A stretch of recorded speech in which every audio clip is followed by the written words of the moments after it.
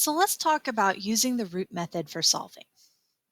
So with the root method is basically used to find real solutions of the equation x to the power of n equals c, where c is a constant, and they're found by taking the nth root of both sides.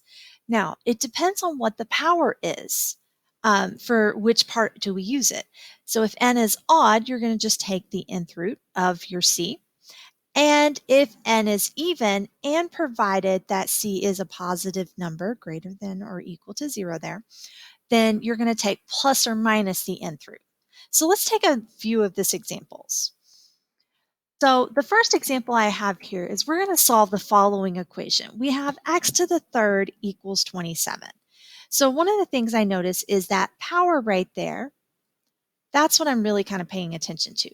That power happens to be odd. And since it is odd, okay, the thing that we're going to see there is that as long as this has x to the third equals 27, I'm going to take that power, and that's the root I'm going to choose to take on both sides. Now, once you take the third root of x to the third, you're just left with x. But that does mean that I still have to take the third root of 27 if we can simplify it. And in our case, the third root of 27 does happen to simplify very nicely to be 3. Now remember, you can easily check your work here by going back and taking what you think this answer is as we've done our work, and we can plug it back into the original and say 3 to the third power. Let's see if it actually equals our 27 there. And 3 to the third power happens to be 27, and our original problem had 27, so it does work.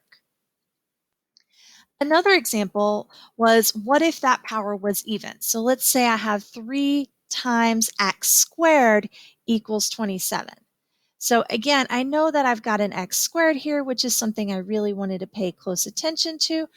But the one thing I do notice is this is 3 times x squared equals 27. And my rule says I can only use it if it's x to the n equals c. So I do need to get rid of that 3 first. And to get rid of that 3 first, I'm just going to divide by 3 on both sides. And again, I'm choosing to divide because this is multiplication, and the opposite of multiplication is division. So that's going to leave me with x squared equals 27 divided by 3 is 9. Okay, so now that I've done and isolated, so it's in this format, x to some power equals a constant, now I can take the nth root of my side. But because this n is even, I want to make sure I take the plus or minus of that nth root. So the side that has the constant is I'm going to basically take the plus or minus the nth root, which in our case is going to be a square root.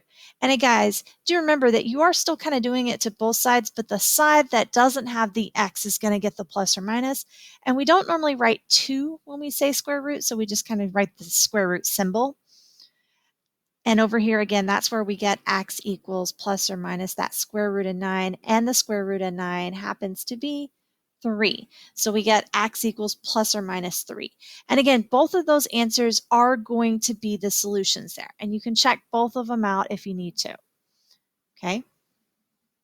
So remember, with the root method, you have those two different things, and you do need to pay attention to whether you are looking at an even or an odd power. Now, there is some words of caution that you need to happen with your root method here. One of the words of caution is make sure that you're only using this method if you have a one variable term and a constant.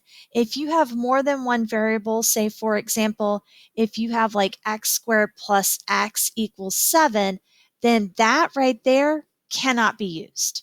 Cannot work that way. It has to be only one variable term. Another thing is you'll need to always isolate the variable on one side and the constant on the other before taking the nth root. So for example, on that last problem that we just did here, before I could apply the method, I had to divide both sides by 3 and get x squared equals 9. And then I can use the method. So be very careful when you're working through these problems to make sure that you don't run across any of those common issues.